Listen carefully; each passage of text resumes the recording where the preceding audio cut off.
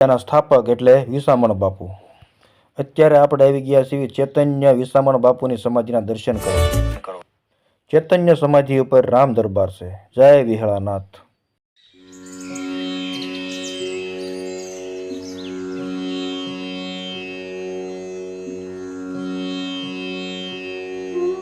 મિત્રો, તમે જે દર્શન કરી રહ્યા છો તે મુખ્ય મંદિરના દર્શન કરી રહ્યા છો। જય વિહળાનાથ। અને હવે દર્શન કરો મિત્રો સીતારામના।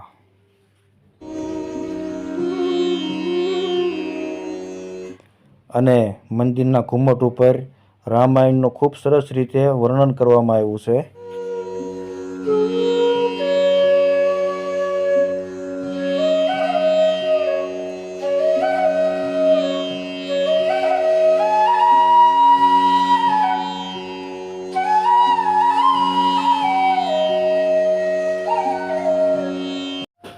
જય અમરા બાપુ। હવે મિત્રો આપણે અમરા બાપુના દેવળે આવી ગયા છીએ। અમરા બાપુના દર્શન કરીશું।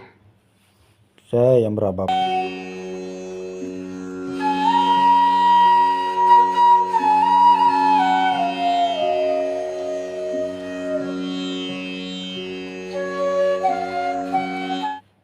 હવે મિત્રો આપણે આવી ગયા છીએ પરમ પૂજ્ય ઉનડ બાપુના દેવળે। જય ઉનડ બાપુ।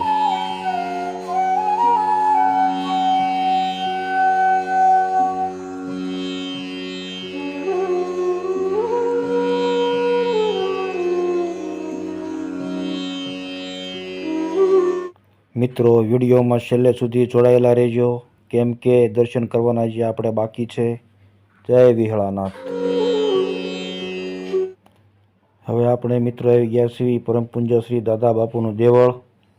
તો આપણે દાદા બાપુના પણ દર્શન કરીશું।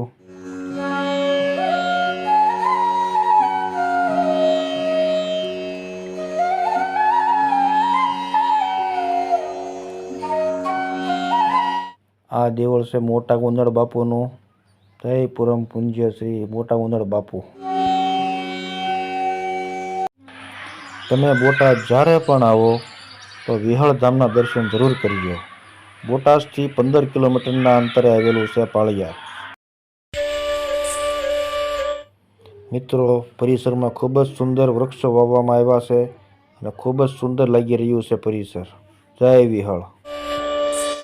અમરા બાપુનું દેવળ, ઉનડ બાપુનું દેવળ, દાદા બાપુનું દેવળ, મોટા ઉનડ બાપુનું દેવળ, ચારેય દેવળ એક જ લાઈનમાં આવેલા છે।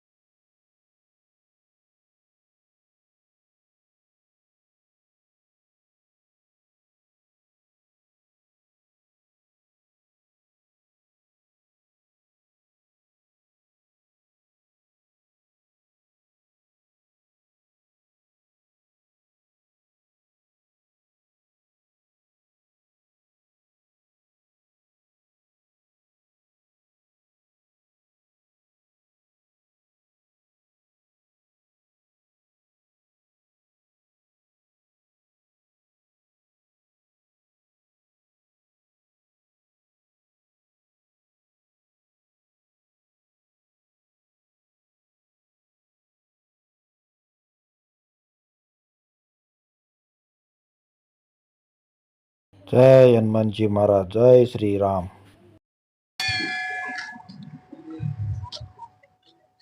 અહીંથી તમે મંદિરે દર્શન કરવા જઈ શકો છો અંદરથી। અહીંથી રિટર્ન આવીને પછી સામું જ અન્નપૂર્ણા માનું ભંડાર છે। અહીંથી તમારે સીધું અન્નક્ષેત્રમાં વયું જવાનું પ્રસાદી લેવા। જય વિહળાનાથ। હવે મિત્રો આપણે આવી ગયા છીએ અન્ન ક્ષેત્રમાં। જય વિહળનાથ। તમે જો મિત્રો અમાસના દિવસે આવશો ને તો લાખો માણસોની ભીડ જોવા તમને મળશે.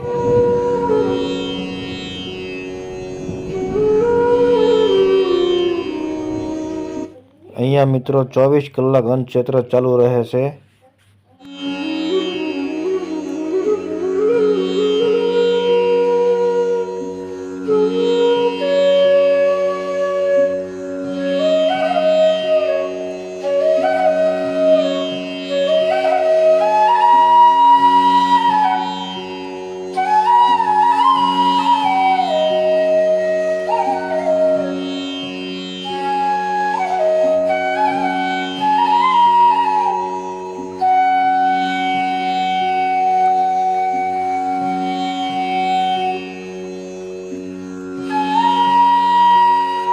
હવે મિત્રો આપણે જઈશું અશ્વશાળા ગૌશાળા તરફ.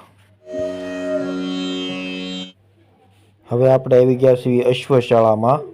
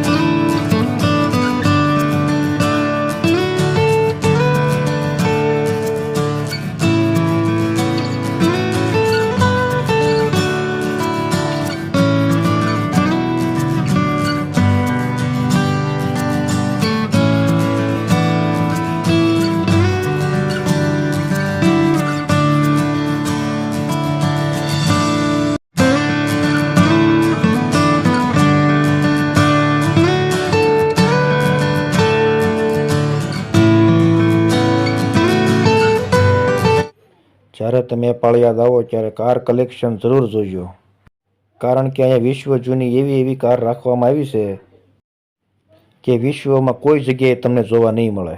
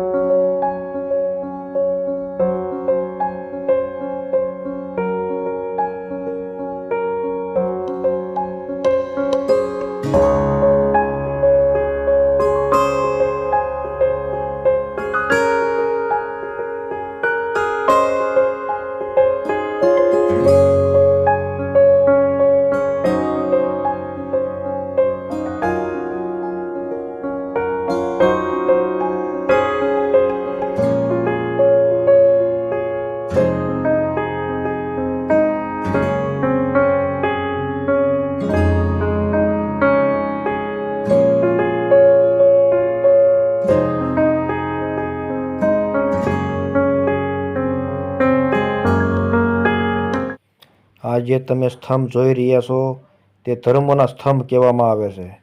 જય વિહળાનાથ. તો મિત્રો આપણે મંદિર પરિસરની બહાર આવી ગયા છીએ અને આપણે અત્યારે ઊભા છીએ હનુમાન સર્કલ. તો વિસામણ બાપુની જગ્યાનો વિડીયો તમને ગમ્યો હોય તો લાઈક, શેર અને સબસ્ક્રાઈબર કરજો. જય વિસામણ બાપુ, જય દ્વારકાધીશ, જય રામાપીર.